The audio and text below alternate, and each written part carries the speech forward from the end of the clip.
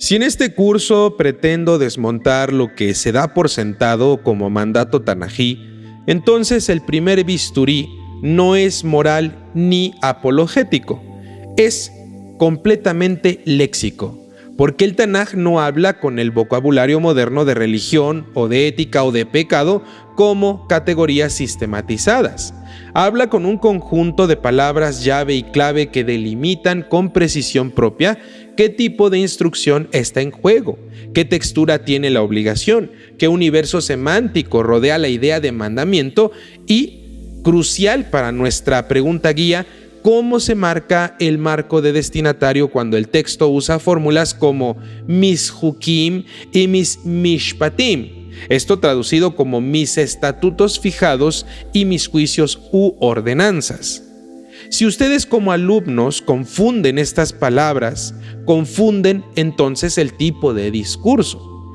Creen que todo es mitzvah, es decir, todo es mandato, o que todo es Torah, que todo es instrucción o enseñanza, o que toda norma es ley universal, cuando en realidad el Tanaj distingue entre una instrucción como enseñanza, un mandato como orden, un estatuto como regla fijada, una ordenanza como decisión jurídica, un testimonio como recordatorio identitario y también un encargo como supervisión, y en otras ocasiones palabra como decreto.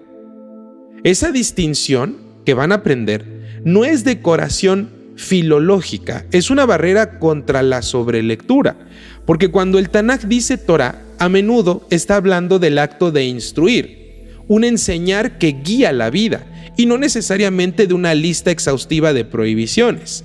Cuando dice mitzvah, está señalando la cualidad de orden imperativo. Cuando dice mishpat, está entrando al campo de lo justiciable, del orden social y del juicio. Cuando dice hok, que se traduce como estatuto o límite fijado, está marcando un límite establecido, a veces en la vida humana y a veces incluso en el orden de la creación, como cuando el texto usa el lenguaje de límite o estatuto para el mar, para la noche, para el día, subrayando que la realidad tiene fronteras impuestas por Hashem y que la vida humana, análogamente, también se organiza por fronteras. En este curso, dominar este léxico equivale a dejar de discutir con las sombras y las mentiras. Ya no se dirá, la Torah manda esto o aquello como muletilla en la vida, sino que el Tanaj usa aquí el término tal o cual, X, Y, Z, en este género, con este destinatario, y por tanto la afirmación que se está haciendo tiene o no tiene sostén textual. La palabra mitzvah, con la que vamos a comenzar esta clase, se traduce como mandato u orden. En el Tanaj se comporta como un núcleo de autoridad. Señala aquello que se presenta como orden, como encargo que no depende del gusto del oyente. Su fuerza no está solo en la traducción de mandamientos, sino en su función. Cuando aparece junto a otras categorías como mitzvot, hukim y mishpatim, nos está diciendo, esto no es mera sabiduría ni mera narración. Esto entra al territorio de lo exigible dentro del marco del discurso. Pero debemos notar una sutileza decisiva para evitar moralina doctrinal. Mitzvah no siempre aparece para universalizar, aparece muchísimas veces para delimitar un paquete de obligación dirigido a un sujeto específico y por eso suele caminar con pronombres de pacto. Ustedes guardarán mis mitzvot con memoria histórica también. Yo los saqué de Mitzraim. O también con fórmulas las vamos a encontrar de identidad comunitaria. En otras palabras, mitzvah puede decir esto es orden, pero el sujeto, es decir, el para quién, se resuelve por el contexto del pasaje, no por la palabra aislada. Además, el Tanaj usa otras palabras que a veces funcionan como sinónimos funcionales, pero no son idénticas. Tzivá es una palabra que se traduce como ordenó, como verbo de mandar. Pikud y pikudim se traduce como encargos u órdenes supervisadas. Mishmeret significa guardia, observancia o custodia. Davar es palabra, decreto o asunto. Ustedes deben aprender a ver esta red y dejar de tratar el Tanaj como un diccionario plano. Deben de entender que el texto puede describir obligación con matices, es decir, un mandato directo, un encargo a custodiar, una regla a observar o una palabra decreto a cumplir. Y deben aprender que el error común fuera del judaísmo es traducir todo como un mandamiento bíblico con el mismo tono, énfasis y enfoque, borrando siempre las diferencias internas del texto y los destinatarios.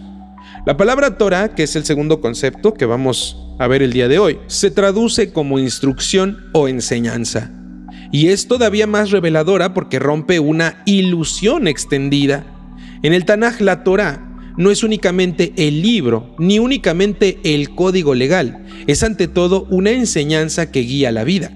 El propio Tanaj usa el término Torah para la instrucción de padre y madre, por ejemplo, cuando dice la Torah de tu madre en Mishlei, mostrando que el término tiene un campo semántico más amplio que un compendio legal.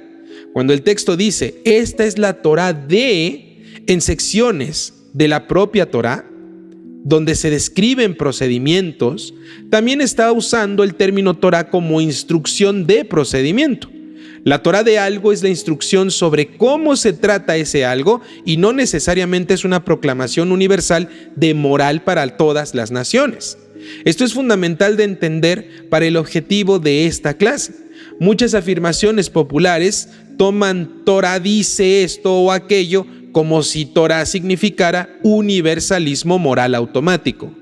El Tanaj, por su uso, les está enseñando que Torah puede ser enseñanza interna para un pueblo, instrucción ritual para un rol específico o una guía sapiencial para formar carácter sin que por eso se vuelva un estatuto universal para la humanidad. Torah, este concepto, esta palabra, es la palabra que les obliga a preguntarse, ¿instrucción para quién y en qué contexto? Si un pasaje está en un registro legislativo dirigido a Israel y lo llaman Torah, esa Torah no se convierte por arte de magia en un catecismo global. Sigue siendo una instrucción dentro del marco narrado del pacto israelí. Por eso, paradójicamente, el alumno que aprenda la amplitud semántica de Torah se va a volver más preciso y al mismo tiempo más reverente. Ya no va a reducir el texto a leyes, sino que va a saber reconocer que la Torah en el Tanaj es el acto de instrucción divina y humana y que esa instrucción se modula según el género, el destinatario y el propósito. La pareja de Jukim y Mishpatim, que se traduce como estatutos fijados, y juicios u ordenanzas, es la columna vertebral del vocabulario normativo en el Tanaj y su poder pedagógico está en que suena a código, pero en realidad contiene una filosofía de orden, y es el tercer concepto que vamos a tratar en esta clase. Mishpat en el Tanaj se mueve entre dos polos. Por un lado significa decisión judicial u ordenanza, lo que se dicta o se aplica en el ámbito de justicia y orden social. Y por otro lado, significa justicia como cualidad, como rectitud del orden e incluso como juicio divino sobre la historia. Por eso cuando un profeta clama por Mishpat, a menudo no está promulgando artículos legales nuevos. Está denunciando la ausencia de justicia, la distorsión del orden y la corrupción del juicio. Si un lector o un alumno toma ese Mishpat profético y lo convierte en un estatuto penal universal, ya cometió un error de género. Y si toma, por ejemplo, también un Mishpat legal de casuística y lo convierte en mera poesía moral, también comete otro error. El Peshat exige que Mishpat sea leído en su entorno y conviene hacernos las siguientes preguntas. esto que estoy leyendo está en Torá legislativa con una casuística legal de si pasa X entonces Y, está en profecía denunciando opresión, o está en una narrativa describiendo cómo un rey hizo mishpat, es decir, gobernó con justicia y nada tiene que ver con justicia divina. Por otro lado, Hok y Hukim en el Tanaj tienen el sabor de lo fijado, un límite establecido, una norma establecida y una frontera puesta. El Tanaj usa Hok para estatutos humanos y para fronteras de la creación, enseñándonos que lo fijado no es arbitrario, es una estructura que mantiene el mundo habitable. En lo normativo humano, Hukim suele aparecer en fórmulas de obediencia, como guardarán mis Hukim, y esa forma de mis ya nos está señalando algo muy preciso. Son estatutos ligados al vínculo de un pacto. Es decir, el Tanaj no está escondiendo el destinatario. Cuando dice mis Hukim en boca divina dentro de un discurso a Israel, está situando el lenguaje en un marco relacional específico. La distinción práctica, sin traer sistemas externos, puede enseñarse de la siguiente manera. Mishpatim tiende a sonar a ordenanzas del campo de justicia y gobierno del orden social, mientras que Hukim suenan a estatutos fijados como fronteras que se observan porque así fueron establecidos. Ambos aparecen juntos para abarcar el espectro de lo normativo, pero el texto nos pide no colapsarlos en un solo saco llamado ley bíblica sin ningún matiz. Junto a estas palabras centrales, junto a estos conceptos, el Tanaj despliega un léxico satélite que, si se aprende, vuelve casi imposible la lectura moralizante superficial. El siguiente concepto es edot, que son testimonios o señales recordatorias. Aparece con frecuencia en lenguaje de fidelidad y de memoria, lo que testifica un vínculo o lo recuerda hacia una identidad o representa lo que funciona como una señal. Su uso especialmente en los salmos toráticos como Tehilim 19 y 119 muestra que el Tanaj concibe la instrucción divina como un sistema de categorías. Torá, que es la enseñanza, Edot como testimonios, Pikudim como encargos, Mitzvot como mandatos, Mishpatim como juicios y ordenanzas y mucho más. Ese abanico no es redundancia, es precisión. La palabra adecuada señala la función.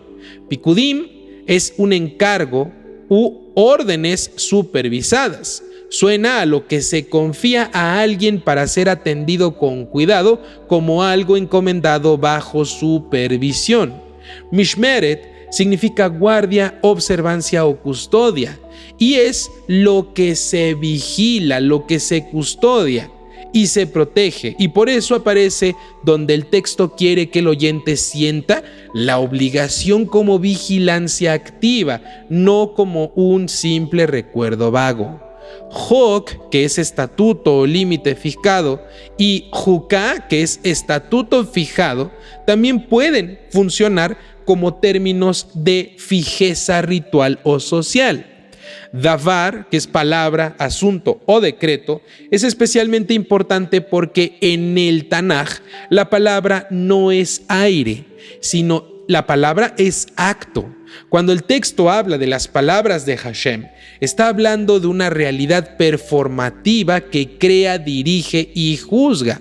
Si ustedes como alumnos entienden esto, van a dejar de tratar al texto del Tanaj como citas inspiradoras y van a empezar a tratarlo como discursos con autoridad y con destinatario.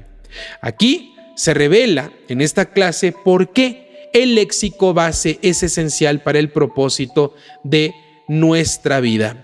Porque gran parte de lo, entre comillas, bíblico, asumido por no judíos, nace de ignorar que el Tanaj distingue entre enseñanza y decreto, entre testimonio y ordenanza, entre encargo y estatuto, y sobre todo, de ignorar que estas palabras aparecen en fórmulas que amarran al destinatario.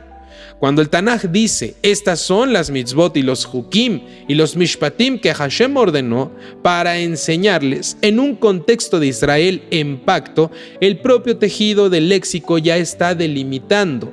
No es una moral universal indistinta, es una instrucción pactal. Y cuando el Tanaj, en cambio, habla de mishpat como justicia en términos de juicio sobre las naciones o de orden universal, allí el léxico cambia de función. No está entregándonos un paquete de hukim rituales a la humanidad. Lo que está afirmando es que Hashem juzga la conducta humana también. Si ustedes aprenden a oír estas diferencias, ya no podrán ser arrastrados por traducciones que igualan todo como ley o como mandamiento. Y eso les dará una habilidad, poder decir con serenidad y precisión, eso que llamas bíblico quizás sea sabio, quizás sea moral, quizás sea denunciado por profetas, quizás sea narrado como caída, pero aquí, en el hebreo torático, no aparece como mitzvah dirigida a ese destinatario, ni como mishpat legislado para esa audiencia, ni como hok establecido para ese marco que tú me estás contando. Esa frase, dicha con limpieza, no es rebeldía, es peshat convertido en integridad. Aprender este léxico no es aprender palabras hebreas bonitas, es aprender a devolverle al Tanaj su filo de precisión. La precisión es una forma también de temor al cielo, de temor a Hashem, queridos alumnos, porque va a impedir que utilicen la Torá como un martillo para golpear a otros con obligaciones inventadas, y también va a impedir que diluyan la voz del texto en sentimentalismo sin ningún borde ni frontera. Cuando ustedes empiecen a oír mitzvah como orden, Torah como enseñanza, hok como frontera fijada, mishpat como juicio y ordenanza, edot como memoria, mishmeret como custodia, van a descubrir algo que va a cambiar su lectura para siempre. El Tanaj no está gritando al vacío, está hablando con vocabulario de artesano. Cada término es una herramienta, y cuando aprenden a reconocer las herramientas correctas en la mano del texto, ya no van a confundir un cincel con un pincel, ni un martillo con una azada, ni una sentencia con un canto, ni una instrucción pactal con un eslogan universal. Entonces ahí el Tanaj va a dejar de ser lo que se dice por ahí y se va a convertir en lo que realmente es: una voz que se puede seguir con exactitud, y una exactitud que por fin te va a liberar de la mentira piadosa de llamar bíblico a lo que solo era una costumbre humana con hebreo encima.